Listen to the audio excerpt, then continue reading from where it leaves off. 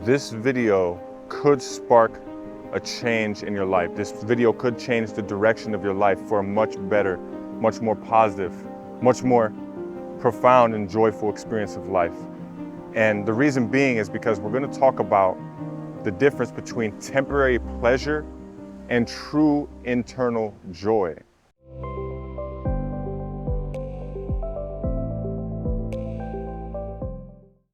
Most people in this world, and maybe you, this is why you're going to have to inquire within yourself and look and see if this is true.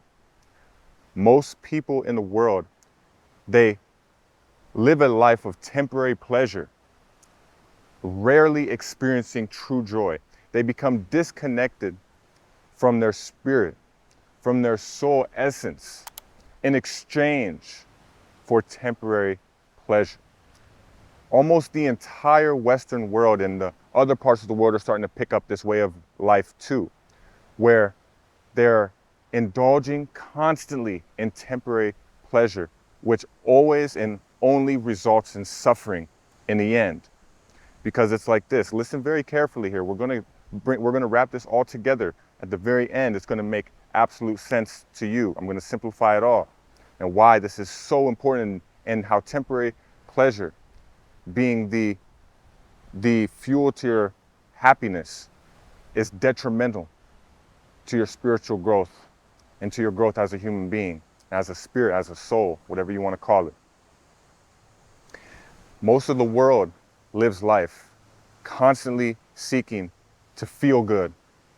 And it's always, usually, I should say, not always, but it's usually in pursuit of something, in pursuit of this next goal, in pursuit of this next experience, in pursuit of this next paycheck, or this next, whatever it might be. For different people, it's different, but they feel that void. There's a void within them that is, they can't pinpoint what it is, but they just want to feel good. Every human being wants to feel good. You can agree with this, right? You just want to feel good in this life. So what do?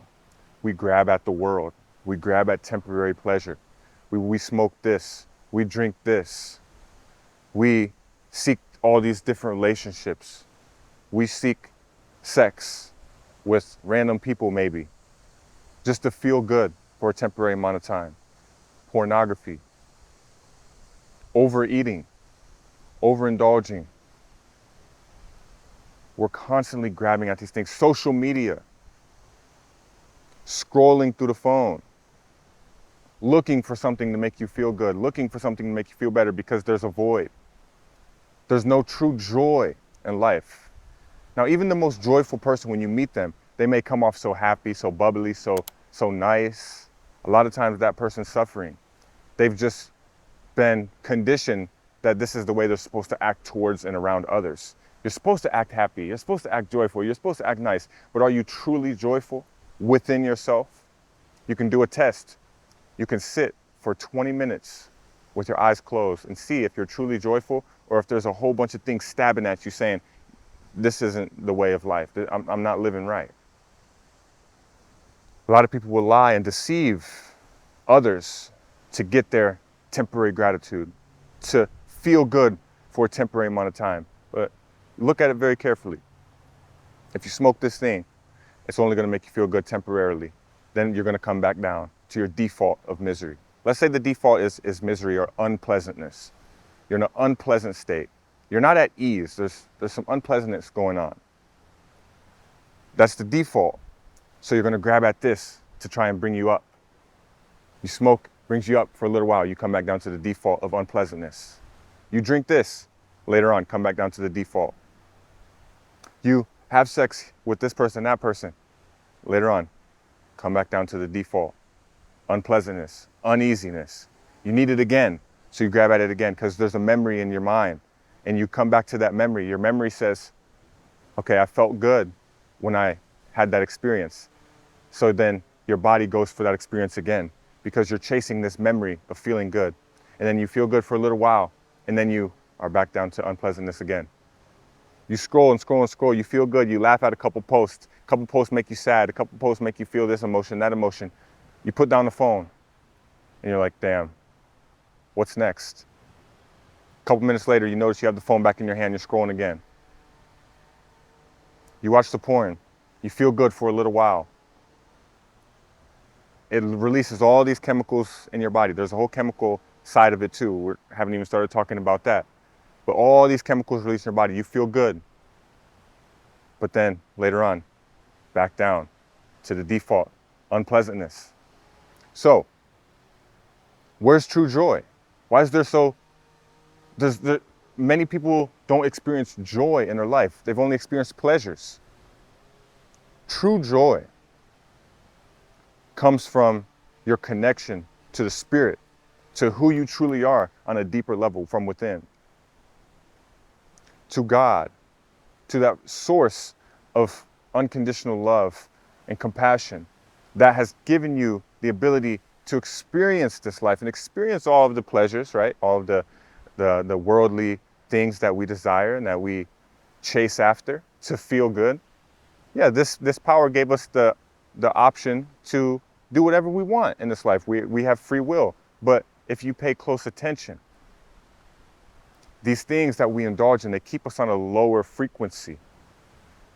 But when you're connected with the higher power, when you're connected with God, this force of unconditional love and compassion, this infinite expanding consciousness that gave you the gift to experience life as an individual human being, when you're connected with that, this is the only way you can experience true joy and feelings even higher than joy, such as bliss and ecstasy within yourself. And guess what?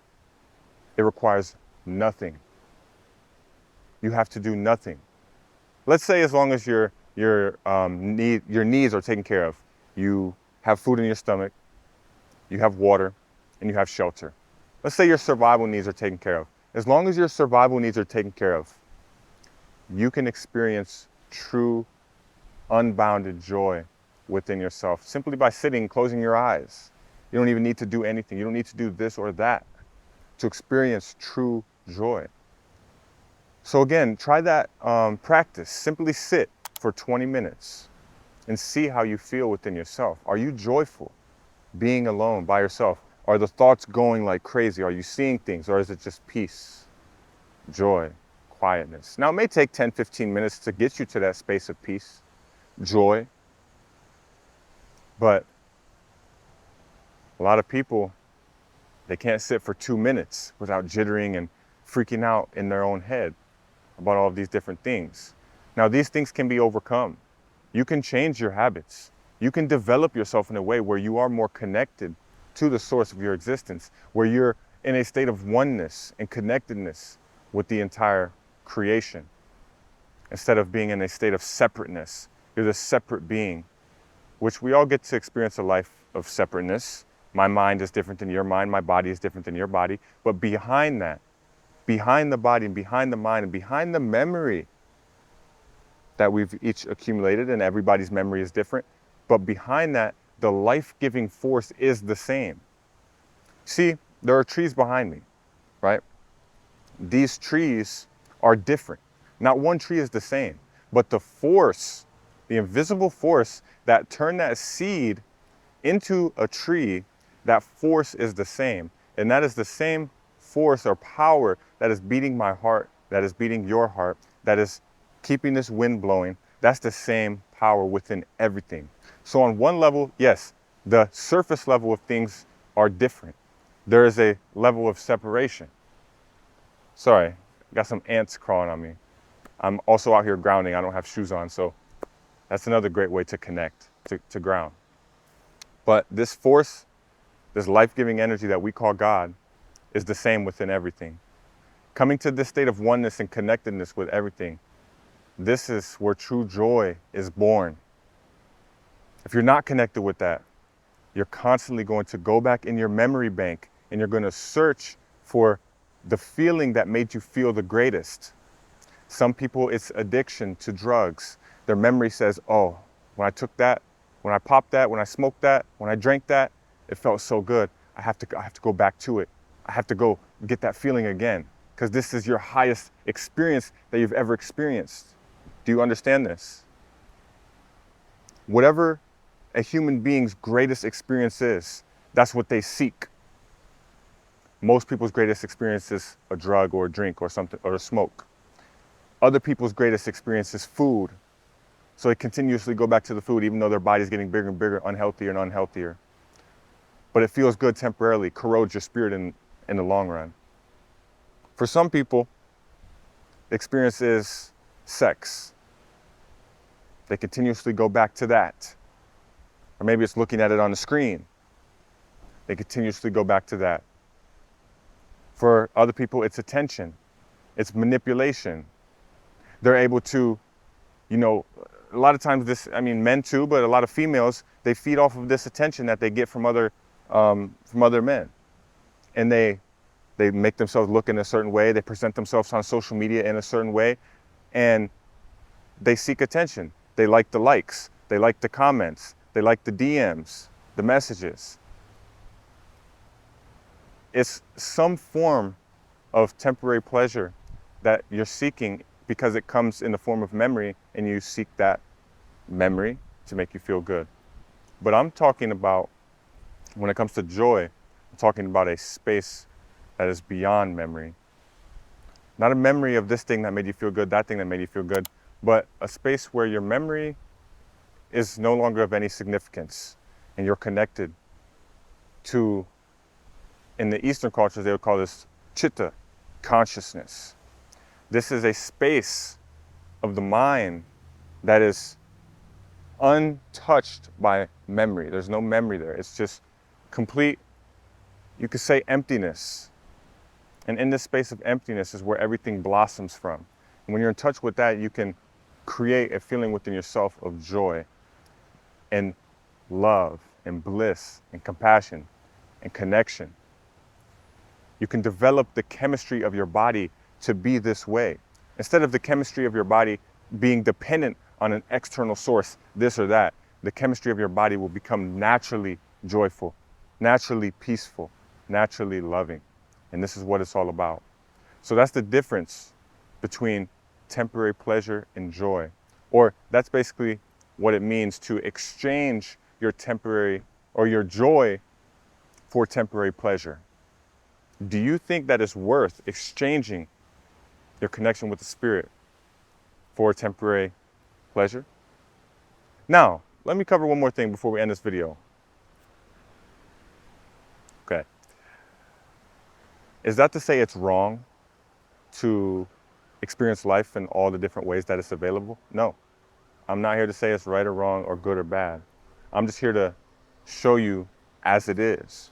And as it is these, when you're constantly grabbing at these things of the world, the things that the world offers, you will realize and notice that it's temporary and it always ends in suffering.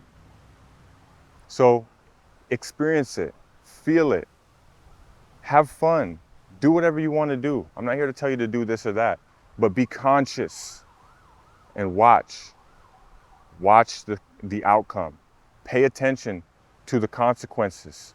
Pay attention to how you feel afterwards, and you tell me if it's worth it. See, I'm not perfect in my own right. I indulge in this and that here and there. Sometimes I'm pulled into this desire, and I experience whatever it may be. But as I'm conscious of it, the more that and as my spiritual journey continues to progress, the more that I indulge in these things, I'm always conscious while I'm indulging in these things. And yes, I'll allow myself to feel it. I'll allow myself to feel good, to experience whatever the experience is going through me. But my consciousness is always aware, or I say I am always aware from a higher perspective of what's going on. All of the feelings that's happening in my body, I'm aware.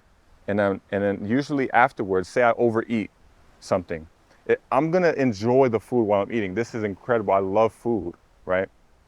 But I'm always conscious that I know this is gonna really screw up my stomach, and it's probably gonna make me cloudy-minded and lethargic.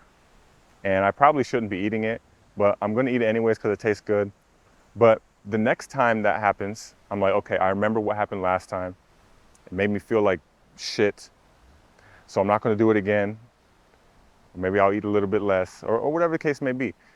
As you continue on your path, you will notice that you become more and more conscious of the consequences of your activities, and you become more and more disconnected from those things. You don't need those things that you used to need to feel good. You don't need those things anymore because you know that they only feel good for a short amount of time. And if you stay connected with that true essence of who you are, you will feel good for eternity. You know, the spiritual masters, let's say Jesus, for example. Jesus Christ said,